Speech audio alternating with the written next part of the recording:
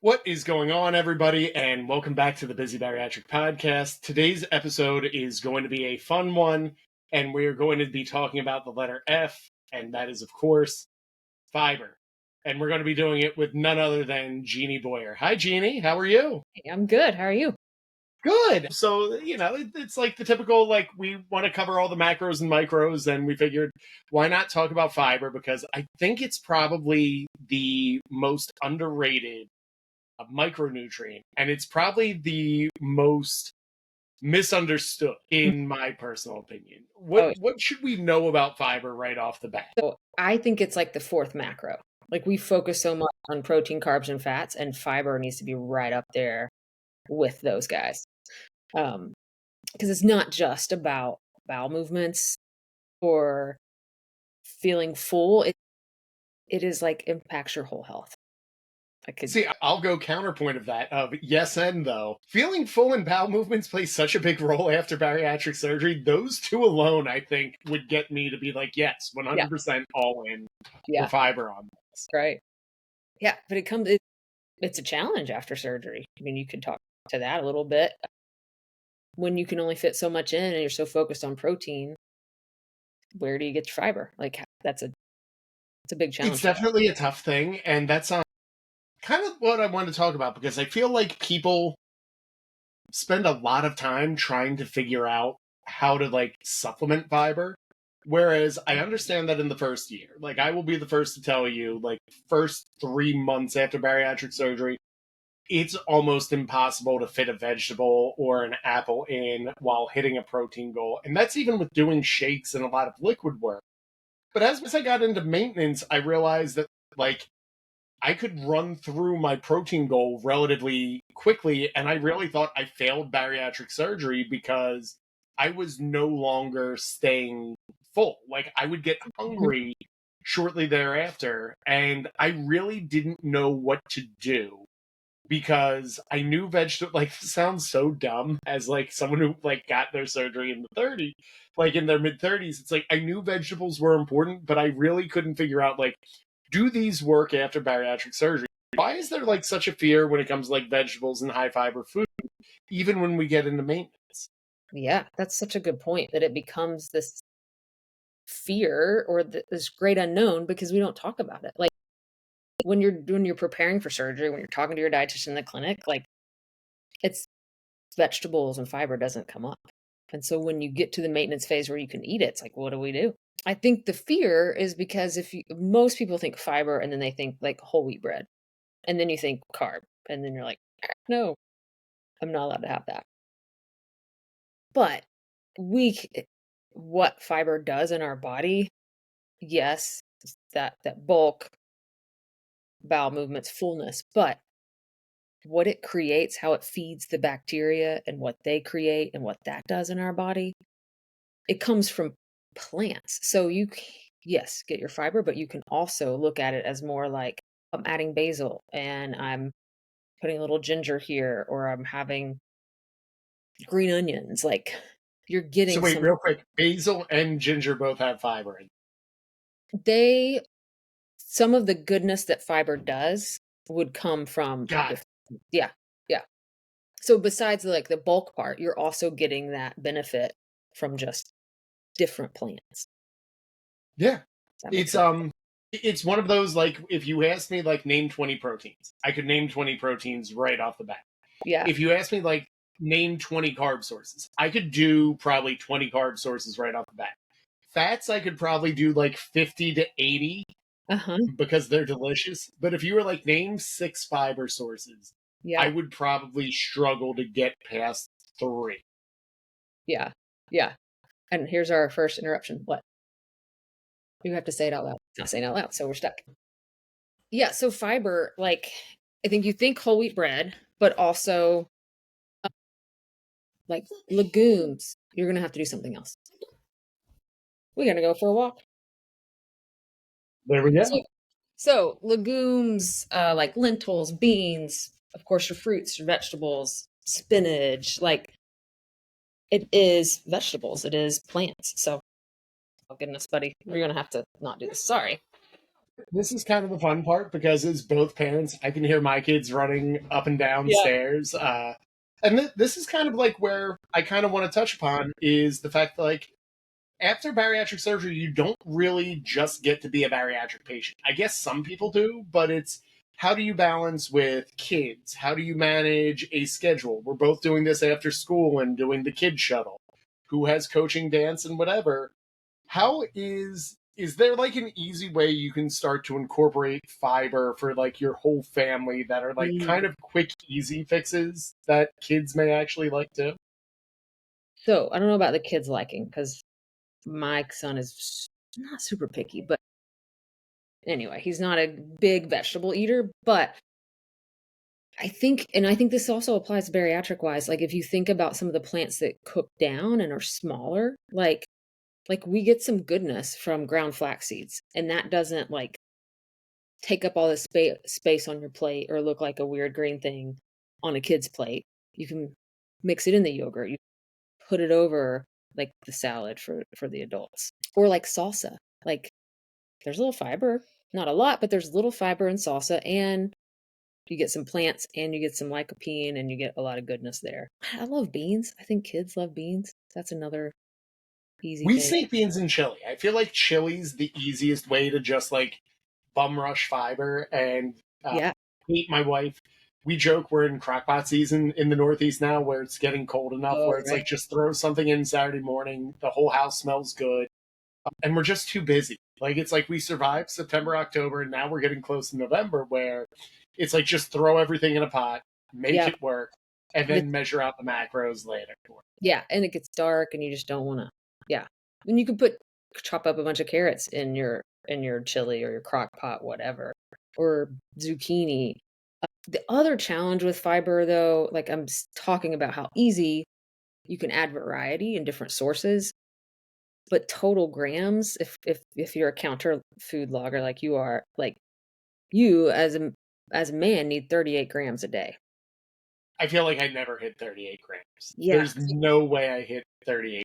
No, I think I read one source said less than 3% of all Americans get the recommended amount, and another one said, like, less than half, but it's not many of I'd us do. say three might actually be accurate for that Yeah. one. Yeah. Because you think of like the average American diet, I'm just thinking of like what we ate in the last 2 weeks.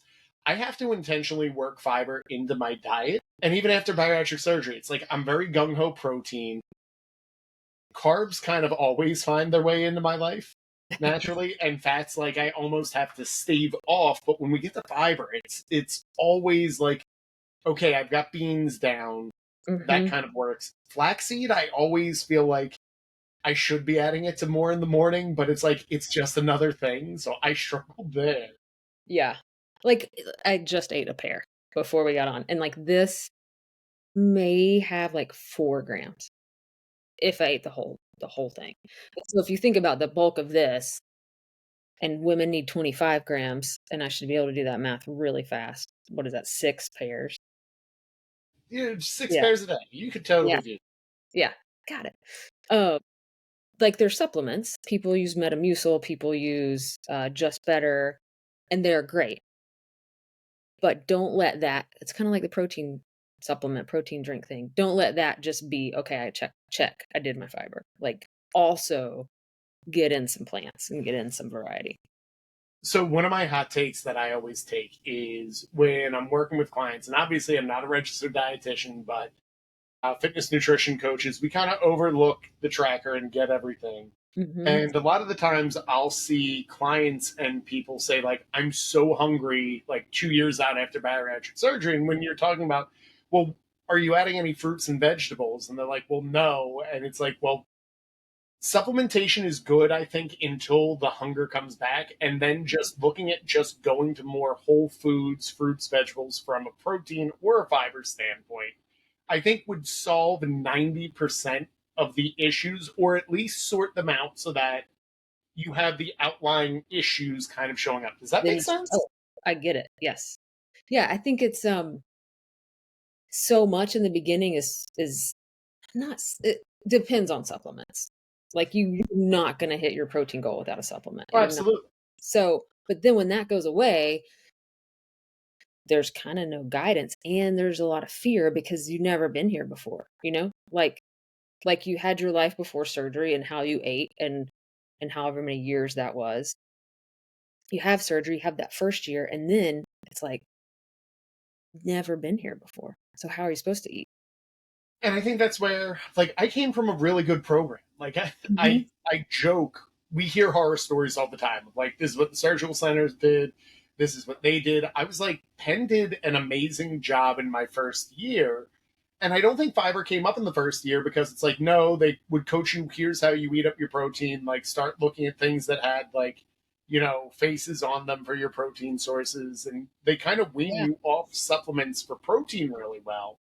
But I don't think I even had a discussion of supplementing with fiber. Nonetheless, how do I add this back into my life? And the great work of working with registered dietitians is our mutual friend Kim Terpelli. When I was working with her, it sounded so basic, but she was like, "Have you tried like eating a vegetable every now and then?" When I was struggling with hunger cues, and it was one of those like, "We can have those," and she's like, Right. "Yes, you should Yeah. probably be eating them," and it never comes up anywhere.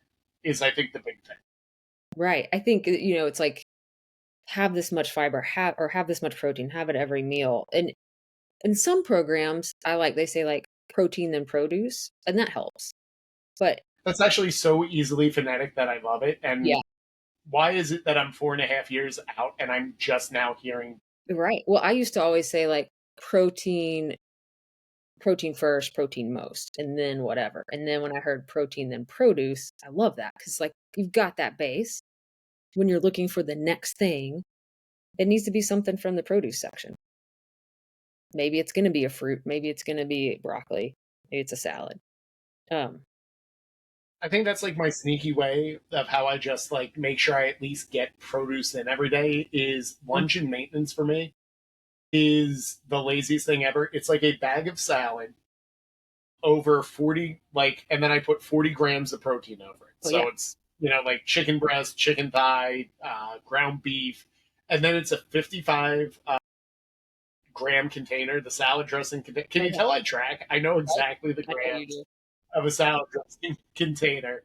But for me, it really helps because I know like that's the amount I'm putting in each day to at least get some sort of vegetables and roughage in. And it's a steady state for you, so like I'm checking all those boxes. So if something else is weird or I do feel hungry, I know what questions to ask because that's done. So is it something else or yeah, I think that's probably something I see in the bariatric community a lot that I wish people could understand better is there is a freedom you get from being disciplined on your food choices. And I'm not saying like you have to have the exact chicken breast over lettuce every day.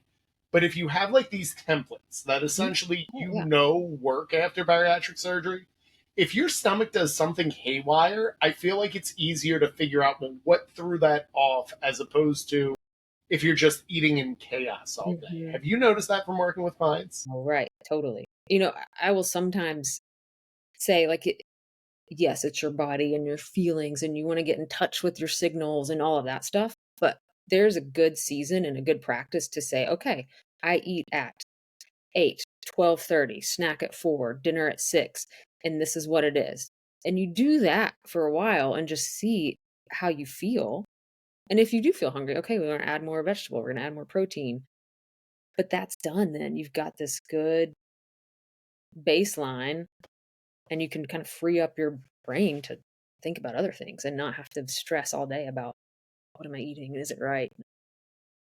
I feel like that gets rid of so much of the decision fatigue around food for me is just like I always talk about template eating. Yeah. So for me, Monday to Friday, my breakfast is kind of dictated from the fact I'm lifting at 5:30 in the morning, and then my first class I have to teach is at 7:30, which Yeah. means that I'm Short. really just it's a small window. So it's like I have like an overnight oats or a cream of rice right before I go work out to get some carbs in me.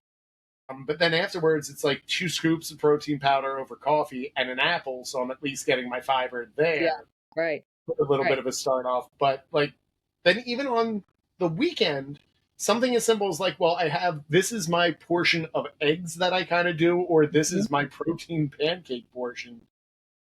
it frees me up to not have to figure out what am I cooking and do I even have those groceries in my fridge. I love that template idea because it's not you're not restricted and you're not eating the same thing, but you have this like, "Well, I can choose ABC and this works." Yeah. Yeah, great. Yeah. And that's where I always look at like sauces, condiments, just they help so much more because it's like I have eggs and I just season them like 15 different ways and it's like that kind of works for me. And even if I had like eggs seasoned 12 different ways, like that's 3 months worth of eggs because I'm really only having it on Saturday or Sunday and then pancakes maybe the other day or just like something as simple as that to Do you kind like of keep me from. the chili crisp? Have you done that on your eggs? Yes. That's the best. Big spice fan, yeah. Sriracha, I like. Yeah, The Fly by Jing is really good. Yeah, that's the way I like my eggs. it's a good way. It definitely wake you up. Yeah. And depending on how much fiber you get afterwards, the digestion tract will actually do a wonder with that too. But my wife's family, their part of Italy always has like hot pepper oil is a big Cool. thing. So Yeah. my wife will fry up long hots all year long, and then we keep the oil separate, Yeah. and that becomes like our cooking oil for eggs or anything else. So it's like we naturally start at like a spice You're level doing of that. 6. Yeah. Yeah. It's cool that and I can't think of it on top of my head right now, like the way foods work together, like that spice, how it works well with other things in our body for health. And it's like when you think of fiber and the way we automatically kind of pair things, like I love to use the example of like spinach salad. What do we usually put on it? Like strawberries. Well, spinach has really good iron. Strawberries have vitamin C. Vitamin C helps you absorb the iron. Or like, That's a really good combo, right? yeah. Or like like salsa and guacamole. Like salsa, the tomatoes has lycopene, which is great, reduces cancer risk. Well, fat and avocados helping you absorb and like Yeah. make that lycopene available. Like it's really cool how we just Do you ever think like because it's delicious, there's some new, like it's a weird hot take off the top of my head, uh but like we know guacamole and salsa is delicious together. Is there right, something like chemically in the brain that makes us know that tastes good because it's actually right, checking so many boxes right. Ooh, good off question. of what we want? Deep Maybe. question, right? Yeah. Yeah. Because It's I look cool. at it like, think of all the combos you really like in life. It really does end up being like a balanced meal. Yeah. And I feel Yeah. If you if we think fiber a little deeper, like one of my favorite books is Fiber Fueled, if you haven't read it. I have It's not read many books on fiber, so give me the 10 minutes. that's a good point. And this is why I have you on, Jeannie, because like I would not even know to look for a book called fiber. Like it's highlighted, it's marked. So it's this great doctor, and he starts by talking about all these health issues and our gut microbiome, and like, and we know more and more. It's amazing. Like the health of the microbiome and the bacteria in your gut affects your mood, like depression. It can it can affect the gut lining. It can affect your immune response, your inflammation, like cancer risk, all this stuff. And he talks about like you want to feed all those good bacteria and they all like different things, so like if you're always I'll pick you up apart a little bit. If you're always doing spinach salad for lunch with chicken, it's great. That's healthy. You're getting fiber, you're getting protein, but you're not getting variety. So you're not feeding all the different bacteria. So to tie that back in, like I think what's cool about salsa and guacamole is we have tomatoes, we have peppers, we have onions, we've got like so many different plants. So that little snack, that little combo is actually feeding you and the gut bacteria all these different things. So it like not only the lycopene and the fat, but like all those little microorganisms. It checks all the boxes and does all Yeah. the things exactly how you want to do it. And it's one of those of I just feel like it's such a basic piece of nutritional advice that I've been told by every doctor and Hmm. it's so oversimplified but so important of just like eat the rainbow. Yeah. Right. Just like change up the fruits, vegetables, or even the lettuce base on the bottom of it, the Oh, totally. protein sources that come up. It kind of shows like you could really template it, but adding different fruits, vegetables, you know, to it really does like give it a little bit of flavor and do all the good things that you need it to do. And So good. when we look at like the whole life cycle of a bariatric patient, obviously like first 3 months it's almost impossible. Like we said, that it's supplemental, and it's really not because of anything other than there's just such a limited space. What's like the way you try to get patients and clients to start to incorporate five, and Mm, at what point do you start to have that conversation?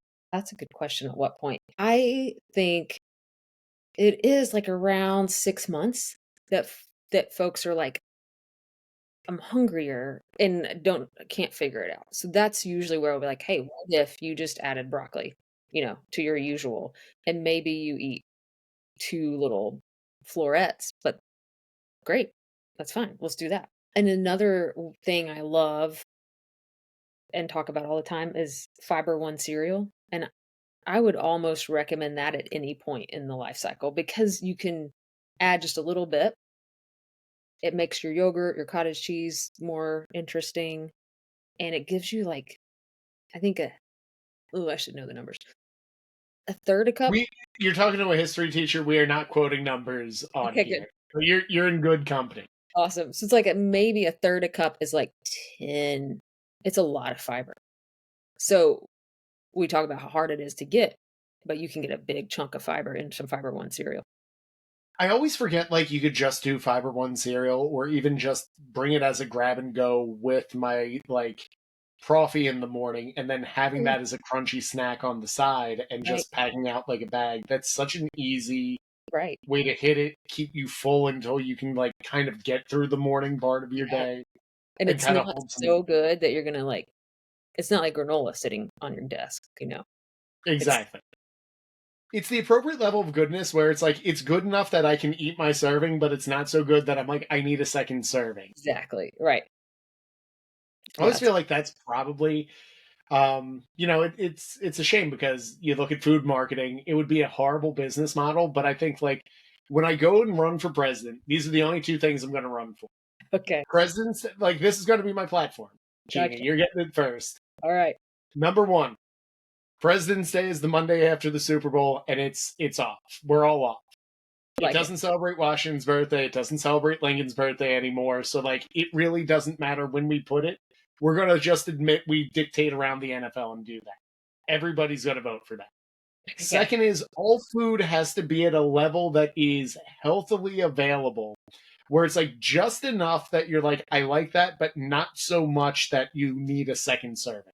right, right. That's Yeah, my two takes that I'm going on. yeah. I'll vote for that. See? Yeah. The John Tesh of like running, of like I Uh, don't want to touch anything political. It's too yeah, scary out there. As a history right, teacher, I hold my right. breath every time like it comes up, and I'm like, here's the only two things I'll tell you we should really be focused on: fiber intake and moving the President's Day to be the Monday after the Super Bowl. And I think Yeah, it's a fair shot to just stay there. yeah, yeah. All right, so we move on. We start doing fiber. We get everything like incorporated in. How do we get closer to like that big goal that men and women have to hit of hitting their fiber every day? Like, Mhm. is that something you consciously look for? Do you get your patients to kind of track it? Like, where does it go to get all of that stuff together? So if somebody is really struggling with their hunger or bowel health, things like that, then I'm like, yeah, let's just track it. I almost would say, let's just track that. Don't worry about your protein and your carbs. Let's just see where we land. And sometimes it's like, oh, we're just gonna add a half cup more of your cooked vegetables at dinner and we're there. And if it's not like that, that's when I lean on like Fiber One cereal or Just Better or Metamucil. But again, with that caveat of like, this isn't your only fiber source. Like, we're going to need to still include your vegetables and your fruits. And, we haven't touched on carbs really as a fiber source, but Yeah, like whole grain bread, like Dave's Killer Bread is awesome. Potatoes are pretty amazing. Like, not only is there like nutritious, like all these vitamins and minerals, but they have fiber in the form of resistant starch. So it's like, it's so cool. Like if you cook your potato and it's leftover, and you take it, or your sweet potato, let's say, and you throw that on your salad at lunch. Like, now you have this carbohydrate that was like, ooh, not healthy, is like a resistant starch, a good fiber for your blood sugar control and helping you stay Real. full. Yeah. So it's like I feel some like potatoes probably have the worst bad rap after bariatric people. surgery Yeah. because they get put in the carb category. And for whatever reason, like talking to people in the community, doing everything, it always becomes like, oh, like I could never eat potatoes after bariatric surgery. And then I'm like, you're eating French fries. And they're like, well, no, those are different potatoes. I'm like, no, same potato. Right. This one's actually better too. Like Yeah. Right. And you could it's do so something much. so simple. Like I just like slicing and putting them in the air fryer, and then it's almost like a potato chip Yeah. slash, just an air fried potato is like perfect with those eggs we were talking about. Chili oil on there. Yeah. It's a good 1-2 punch. That sounds perfect. Yeah. Yeah, no bad time for a potato. Oh. Yeah, I love that you it's the cooking them, refrigerating them, and then eating them later. That something about cooking, letting them cool and refrigerate develops that resistant starch. Interesting. Yeah. So it's almost like better to have them left over the next day Yeah. then Like, always to make get it. them extra. Oh, great. I'm just gonna tell my wife to like start batch cooking then. Yeah. I wonder if like this is of course with no research and thoughts, but a lot of times for photo shoots and for stuff, my coach is always recommending sweet potatoes for the carb aspect, but he says batch cook them the night before and eat them the next day. I'm gonna have to check about that. Maybe I'll Yeah. have Eric on Do for one of these the insulin episodes. response. Yeah. Wow. So definitely all things that we need to know with that. When it comes with like we're eating all this fiber, the other part that we kind of have to look at is though like why do we have to either increase our water or at least hit our water goal when it Huh. comes to like all this fiber that we're eating? So the way fiber functions, some of it is like taking in water. And so if we don't add water with it, it can kind of get stuck and do the opposite problem. It's kind of this morphing thing. So if sometimes we give fiber for constipation, that makes sense. Like, always think about it, like moving stuff out. Then we're going to add water because we just want to flush things out. But we also give fiber for diarrhea because we need to like soak in the water of that insoluble fiber. So, yeah, that's great. But yeah, you need it mostly to not have the opposite effect, not to get stocked up.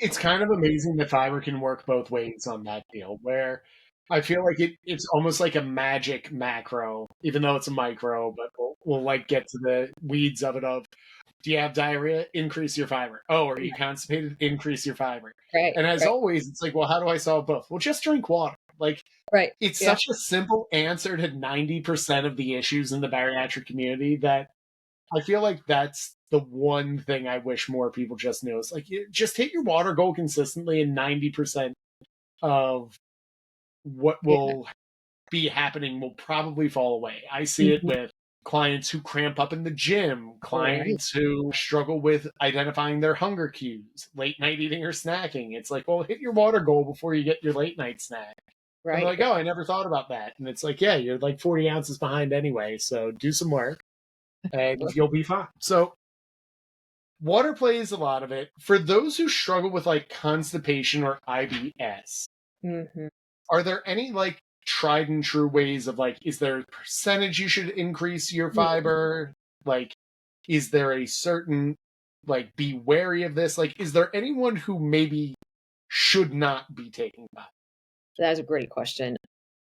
Yes, I would say with IBS, there's like it can go different ways. Like, there's IBS-C for constipation, IBS-D for diarrhea. And then you can get into a FODMAP diet. Again, I'm not, yeah, I can't remember all the acronym stands for, but it is that bacteria we're talking about that's so good. Sometimes it's like they are oversensitive to certain like polyols or fructooligosaccharides or glutens, all these things that come in the plant. And so you can get really into the nitty-gritty with IBS to say, here's the FODMAP list. Let's just avoid like garlic and onions. And sometimes that fixes it because those were the culprit that were angering the bacteria in your gut, so to speak. With bariatric surgery and IBS, I would most likely like want a food diary for a while, like a week of just doesn't even have to be measured. Like, oh, I always have spinach and I always eat a pear and I eat carrots and I love garlic and onions or I like avocado. And then we can kind of see like, oh, there's a lot of repetition of avocado. Let's try to take that out and see if you feel better. And sometimes you will. I feel like 90% of everything can just be solved with like water intake, tracking what you're doing, and then Yeah. just look at the patterns that come in for everything. Yeah, I think patterns, a lot of times we're busy. Like as you can tell, son's having a fit, feeding the dog. Your daughter's one place, your wife's another place. Like our It's quiet upstairs, which means like either the house is on fire or she's entertained. And I never know until I really go upstairs after these dinners. right. But like our Yeah, brains have so much other stuff to do. We don't think about like, oh yeah, I started eating those little guacamole things at Costco and I haven't stopped for 2 months. Like, and I've kind of been hurting for 2 months. Maybe it's avocado. Yeah. might be a little bit of that. So we did this interview completely backwards, where usually we ask who you are and all that Oh good yeah. stuff, but I jumped the gun and just did nonstop fiber for like 30 minutes. Is it cool if we like kind of just go into like how did you get involved? Why did you become a registered dietitian? And then why bariatric? Yeah. So why dietitian? Because I wanted to be a chef. And then I went to college and was like, oh, smart thing is probably to also be a dietitian. And then by the time I finished, it was like, I'm not gonna try to be a chef. And Why didn't you want to try to be a chef? come here, girl. Well, hours and culinary school and like job security, all these statistics, like 50% of restaurants fail, all that stuff. It's kind of crazy when you look at that whole industry, and it's why I'm a teacher, because I don't think I would be good at negotiating my salary or doing Oh, anything. Like it's all state agency run of like this is what you yeah, make, this is it. this is based on your education. Yeah. But like with chefs, it's like I have no idea how like a meal works from like a financial Like, standpoint. yeah, Like you know what I mean? Like the whole idea of like I gripe when like chicken parm is like 24.99, right, and then I'm right. like I can't make chicken parm for 24.99. It's I'm true. clearly not going out. Someone has to like wash the dishes, prep the chicken, do Yeah, all that. yeah, It's like ridiculous with that. yeah. If you could, Hmm. like money isn't an issue. We send you back to chef school. What was like the dream of like what were you gonna cook as a chef? Well, this will give you a big kick in the pants. I was going to be like pastry chef. Really? Yeah. Flavor pastry. I just love that, like baking and the decorating and the variety and like also like real life. Like I could have a bakery and set it up and then be done at 2 or 3, not in the afternoon and not in the morning. Yeah. I Yeah. feel like that's every Hallmark movie Right. possible is like the person who owns like the artisanal bakery that like is Yeah. only open from that's the other part that I can never figure out with bakeries. It's like, oh, you're open Monday to Friday from like 8 to 2. Right. And then like every third Saturday, and yet the person drives a Lexus, lives in like the perfect house, Right. and Right. does everything. Yeah. Yeah. I was All going to these live movies now. tell horrible like interpretations. Like I want to see someone in a movie just like defeated after work, Yeah. like exhausted. Yeah. Yeah. So that'd still be really fun to work in a bakery. But I got in bariatrics because when I became a dietitian and started working in the hospital, I hated it. Like, get me out. And so I just ended What up did you not like about the hospital? that's My wife yeah, kind of works still in a hospital, yeah. and she always has her takes of what she likes and doesn't like. What did you not like about the hospital? As a baby dietitian, I was super Oh my God. intimidated, like the doctors and all of that, but also in talking to patients, like people were in the hospital and sick and they didn't want to talk about what they're going to eat when they go home. They wanted to know, Here comes the fiber talk. It's like right. Okay, you're in a gown and under some sheets, and let's talk about what you eat and go home. Like, and I'm soiling into a bag, and you're trying to tell me that I need to like eat more broccoli. I right, can't imagine people like that too much. right, or like what I don't know what happens when they go home. I don't. You don't get to see if you made an impact at all. I guess that's got to be like really tough because as a teacher, sometimes the kids come back, or at least I get like a state score of everything, and it's like, oh yeah, that sounds about right of how hard I worked or Yeah. didn't work or the results I get. You're just really kind of like shooting nutrition out into a vacuum, and then it just disappeared. Yeah. And so that with bariatrics, like I get to know people, I get to see them over years if I want, if they want. Yeah. Now, when you got into bariatrics, was that something like you were in the hospital, you were in child pediatrics? Like, is Oh, that yeah. kind of I was in just, my first job. I think I did like the renal, like kidney dialysis floor and like just general cardiac, like people that had heart attacks. And then they needed somebody to teach the bariatric class that actually happened in the mall. It was like a classroom in the mall in my hometown. So right it's like, next to like the karate studio? yeah, yeah, it's like 19 or 2002 or 3. And it's like, you can go teach a class in the mall and get off work at the hospital early. I was like, yeah, sign me up. It's amazing what we're willing to do just to get like out of our regular workspace. It's like tomorrow I have a professional development and it's across town. And Yeah, they're like, do you like what you do there? It's like, no, but it's different. So it's right. like I get out and I'm going to get an hour lunch. So Yeah, some new coffee shop. But I loved it. Like, it was so cool to see a classroom of people, of patients that were like excited and wanted to know what I had to say. And then I got to see them later and be able to be a part of that whole journey, that whole story. So, I think that's, teaching during the day, not to say that, our youth aren't excited to learn about the War of 1812 at 7:30 in the morning. I right. always have to like keep that in mind. Like they're 16, they're living their like even their best or worst life, but like at 16, how much did you care about like William Henry Harrison? Like, nothing. And I'm sitting there like, guys, you got to know this about him. And it's like, man, I don't know. It's like 7:30 in the morning. I was asleep like 10 minutes ago. I bring it up because it's kind of cool when I like coach my clients. It's like they come with notebooks and they Mhm. want to know. We both teach classes in Barry Nation and help out in a lot of different ways in the community. It's really cool to kind of like teach people who actually want to know the Yeah, right, material. Makes like a world of difference as opposed to like I just had a heart attack. I know I should probably have egg whites. right. My wife's about to like ruin my whole life with cooking egg whites at home. Right. Yeah, it is the most rewarding, I think, job a dietitian could have. Yeah, it's good and it's probably the most lasting information. Like I always joke when I like working with personal training, I can teach you so much about how to lift, how to progress your weights, how to get stronger or faster. But the real results rely so much in having the proper nutrition, knowing how to time your carbs. Mhm, Like mhm. it's one of like it's so essential and what all of you do is so important with that.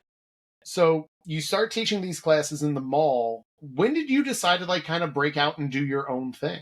Oh yeah. COVID was There we the go. kicker, right? Because I was working from home, like seeing people on Zoom, and over the years had just seen how many people would like show up at our clinic and be lost. Like they hadn't seen the surgeon in 10 years. They moved. Um, they were afraid of talking to a dietitian, um, and just really struggling. And I really saw a big hole there. Like we've kind of hit on it already. Like we talk so much about preparation for surgery and about year one, but the guidance at year 10, 5 is not there. And so I just wanted to be able to plug that hole for people. And so started my Instagram and went from there. Your account was probably one of my favorite ones that I found early on in my bariatric journey because you were very good of doing a lot of the reels that I liked as well, which were like the pointing or the lip syncing when it was like, we didn't have to be like these masters of editing content back in Yeah, the day. right. It was like you would do these simple, goofy, quirky things. And I would always be like, well, Jeannie also has like a really good message in the caption. So I'd end up watching it like 5 or 6 times. Thanks. But it was always like these nice, relatable of like, oh, that was like simple information about nutrition that I didn't necessarily know, Yes. but I had fun learning. And Yeah. I was like, damn it, she tricked me into learning again. Yeah. That's when Instagram was like, I could totally be like, I can take this sound clip and run with it. And now it's like, oh, I got to spend an hour on Canva making this look good. And yeah, it's hard. It's harder. It's weird because we talk about that, like, you obviously, you're really good at making content, but I'm pretty sure at no point in your registered dietitian journey did you ever sit there and be like, I'm going to have to figure out how to like steal trending audio Right. and put everything together.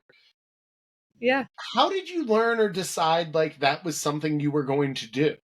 I tried, like, when I first started, it was that the trend was like a picture of somebody pointing, like, don't do this and then like, do this. And it was taking me so long. And then I used to do like goofy skits in high school for Young Life, and it just was like, well, this Nice. is fun. Like, if I can spend an hour dressing up and acting like somebody else, and then I figured there had to be some sort of background because you were yeah, always like perfectly animated, and I say it in the best way possible. And like you had good poise on everything. And I'd have to say, like, that was always the most depressing part of making like media or content. Is it's like I would spend all this time like trying to do where you get the bubbles to pop up and down if anyone oh, watches right, the right, video of this. And yeah, it'd be like, okay, I spent like 2 hours of my life getting this done. They're like, wow, I got like 40 views on that. right, I'm yeah, gonna go cry. I'm gonna right, have a good cry. yeah, yeah, yeah. That's yeah. And now you can just. I made one today. I am eating almonds and looking out the window, and that. I mean, it's not going to get hundreds of plays, but like now that's the thing. Like these B reels. Yeah. Yeah. Be I here's what I think happened is I think every content creator realized it's way too hard to keep up with all this. And it's like we're just gonna shoot B-real stuff. And it's funny because like it's weird. Some of my best performing reels these days are just me eating a sandwich after bariatric surgery. And it's like it's kind of odd because I'll get comments like, I really like connected with that. It's like I had an egg and cheese sandwich. Yeah. And then they're like, no, but the caption, I'm like, oh good, you do read these things. Yeah. So Yeah. Yeah. it's funny though, because like those are the other parts that just kind of fall into the other duties as assigned of you open a business, but it's like you have to draw clients in and it becomes this magical game of okay, like do I play around on Instagram? Do I have to do Hmm. TikTok? Am I opening a private Facebook community?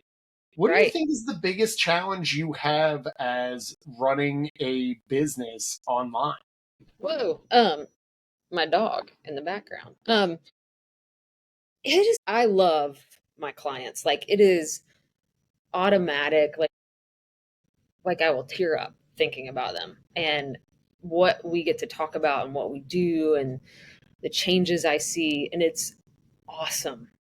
But it is so damn hard to like get a regular flow of clients. You know, it's like I know I do a good job, and I know my stuff, and I know it works, and I know people appreciate it.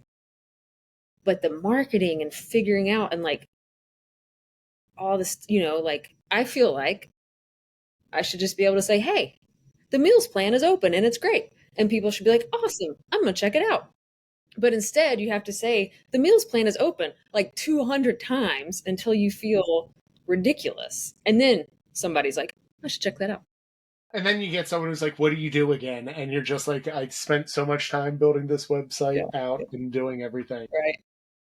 It's definitely like what keeps me up at night when I work with clients is like, you get to this point where I know I can deliver results. Like, if you really asked me, like, can you train someone and get them to their goal? I'm like, I'm fairly confident after I meet with them the first 30 minutes to feel them out of like, am I going to vibe with this person and can I Uh-huh. get the results? That part's easy. The problem is like, how do I get them on and then tell them you need to do this and then get that to go? And it's like, I just wish they could just line up at the door and you'd be like, yes, I'll take you, as opposed to like, here's my 15th time dancing or making a carousel Right. to explain everything. I've actually been thinking lately, yes, I don't know. Yes.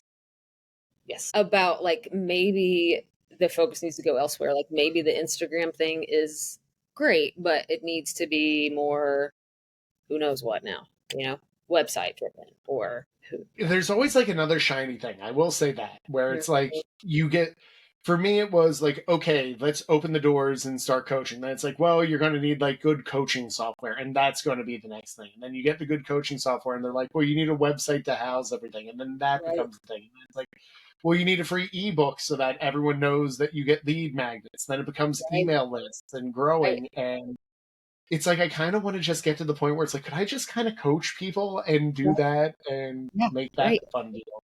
Yeah. It's funny though, like I say it in the best way possible. I'm glad that, and that's why I kind of want to show this with all registered dietitians, online coaches, and everything else.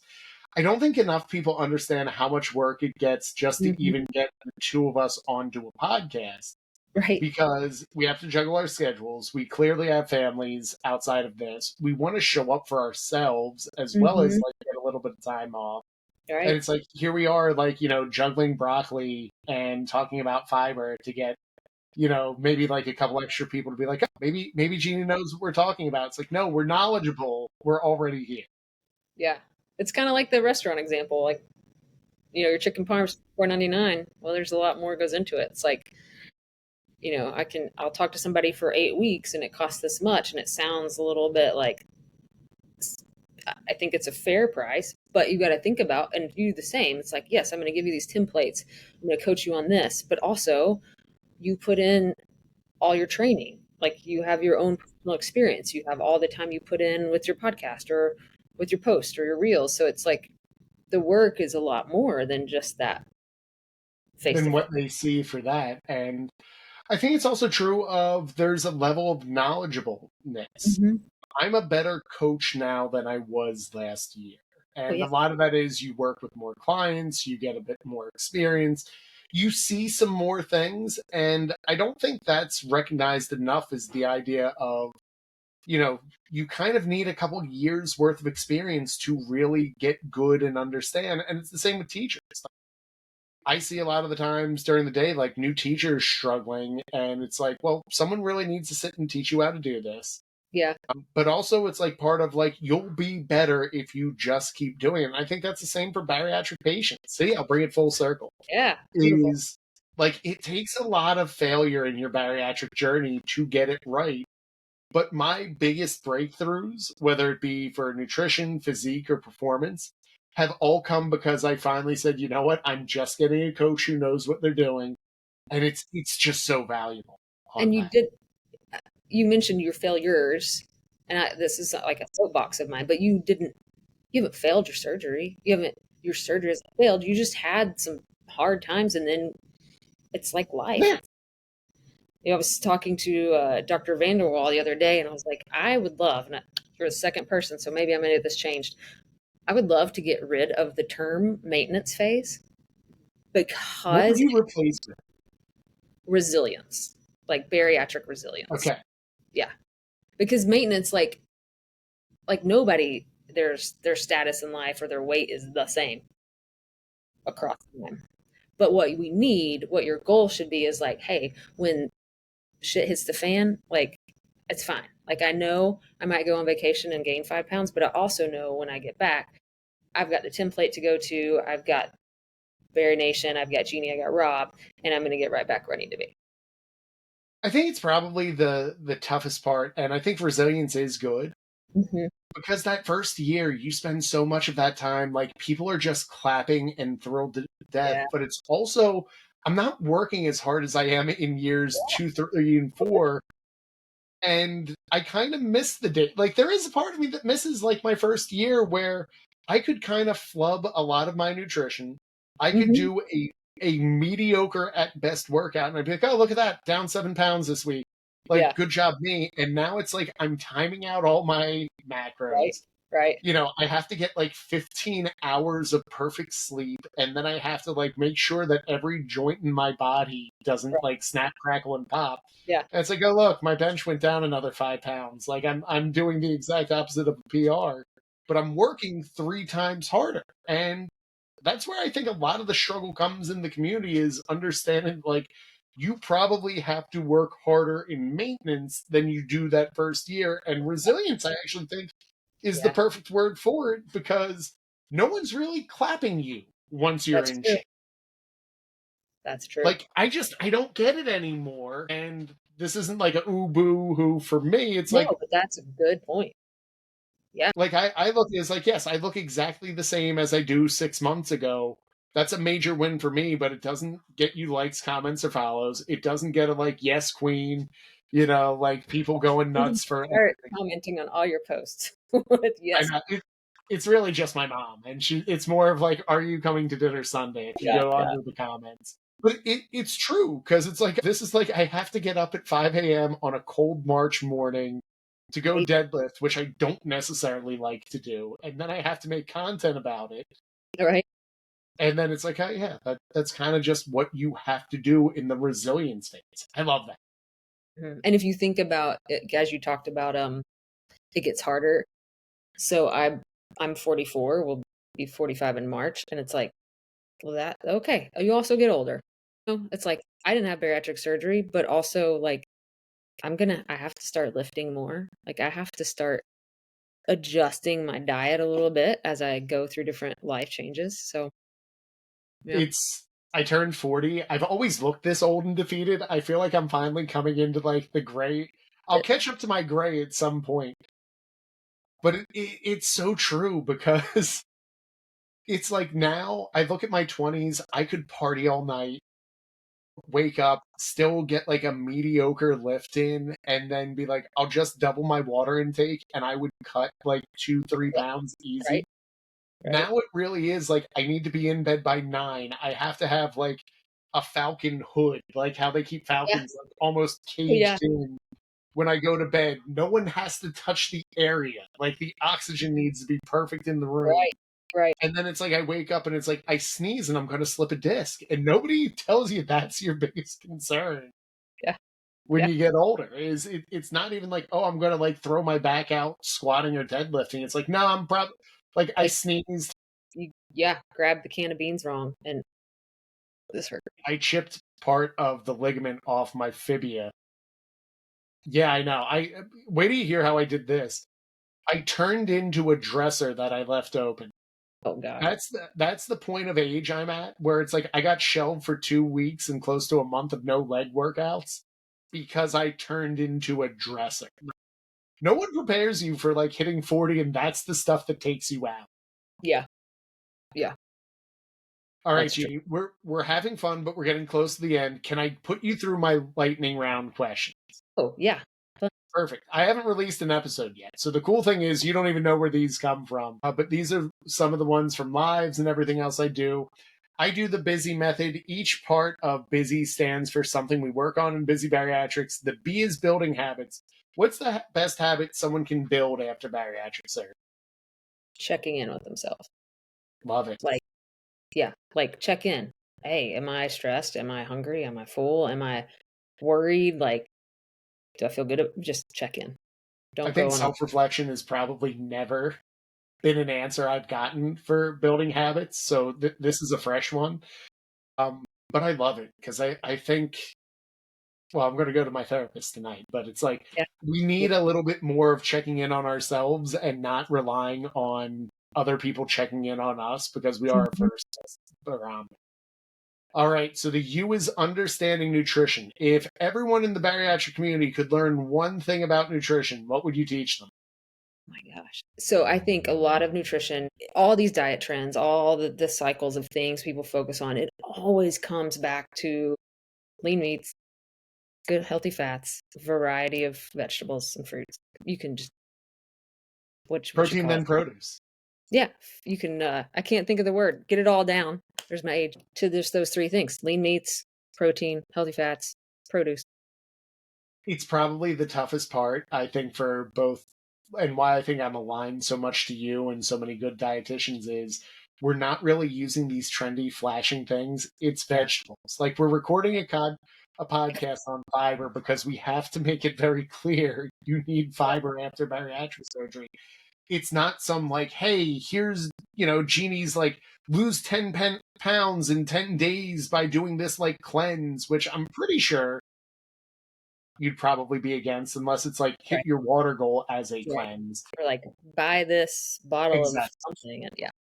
It's always a bottle. It's always a Yeah. bottle of something, and it never works. I know Right. because I tried everything before bariatric surgery. So, boulevard of failed items in the D'Amelio household. Anywho, the S is for staying active. What's your favorite way you move your body? Oh, so I run, and it used to be favorite. I do it. I love when I finish. Yeah. And lately it's been I'm enjoying the weights. Like you feel it. It feels good. I loved lifting weights in high school. It's always been my joy. I still don't run. Yeah. And Kim has nudged me to run. I have other people like, why don't you do a 5K? And I'm just like, it's like 49K more than I want to do. Yeah. Don't do it. And I have Yeah. no problem walking. Like, I like to, as much as I like walking, the idea of picking up the pace is like, nah, I'm good. Yeah. So, all right. Why is best way you show up for yourself or put yourself first? Uh, mm, Me personally. Sure. There's no wrong answer. It's just Yeah, you and me yeah. talking I on a see. recording. So, Right. It's really changed for me lately because when we moved, I stopped working. So I have this free time that I haven't had before and it's really cool. I'm trying to actually journal, like sit down in the morning and write just whatever. Um I haven't gotten good at it every day yet, but the days I've done it, I've been like, "Oh, this is great." I Yeah. love that. It's funny in the summertime. I only have to coach, which working one job as a teacher is almost like a vacation. Yeah. But it's like I spend my morning and even just writing out my to-do lists or journaling or mind mapping, like just Mhm. brings such a level of peace to me. So love that. Yeah. You're probably like, oh, we spelled busy, so I should be able to get out of here. But we actually had an exclamation point, and the exclamation point is finding healthy sources of dopamine. What is your favorite? I know, like we no drugs, no alcohol, no other vice level Ugh. things. I know. What do you do for like just to decompress? I go outside. Like I Nice. can just go sit in the sun, cold or not, just the sun, or like go for a walk, be in nature, be outside.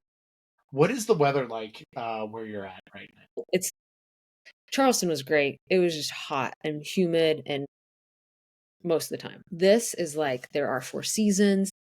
The trees are beautiful today. It's like 70 in the afternoon. It's been 30, 40 in the morning. It's a beautiful way to go. Yeah, I'm loving it. I joke I can't get the car temperature right in my car because I wake up and go to the gym and it's like 30, so I'm like Cold. jacking the heat up. Yeah. And then by the time I get to my car and leave school, it's like, oh God, it's hot Cold. again. How did this? I Yeah. know. Yeah. And it just shoots out the hot air. Yeah. All right, Jeannie, we got to the end. We covered a Awesome. lot of fiber. We covered a lot of you. I never know how to end these things yet, so I'm gonna just say like, where can people find you? Yeah. Well, you can find me. I've made it easy lately, so it's my name everywhere. So on Instagram, Jeannie Boyer RD, website's jeannieboyer.com. And on the website, you can join the email list. There's a resources page with some freebies and some other stuff to help you kind of get back on track if that's what you're looking for. What is your favorite freebie that you love giving out? It's the 30-second reset Love it. to replace the whole liquid whatever pouch reset because that we all know that that's a little bit of BS. You'd be amazed, and then like I hear someone doing it on another podcast, or I see it on social media, and I'm like, it's 2024. How are we still doing this? So, Right. Yeah. So go check out the 30-second reset. can't It's wait to see it. yeah. All right. Anything else to plug, do before we call it an end? The meals plan is open. Let's go. Awesome. All right, gang. If you're still listening, thank you. If you liked what we heard and you've got like an extra 30 seconds, if you could either subscribe on YouTube, if you feel like I earned it, leave a 5-star rating and review wherever that you listen to podcasts, and you'll be eligible to win a free product from one of the sponsors of Busy Bariatrics. So, as always, this is Rob D'Amedio, and this was Jeannie Boyer on here, and keep getting busy. Have a good one, everyone. I love it.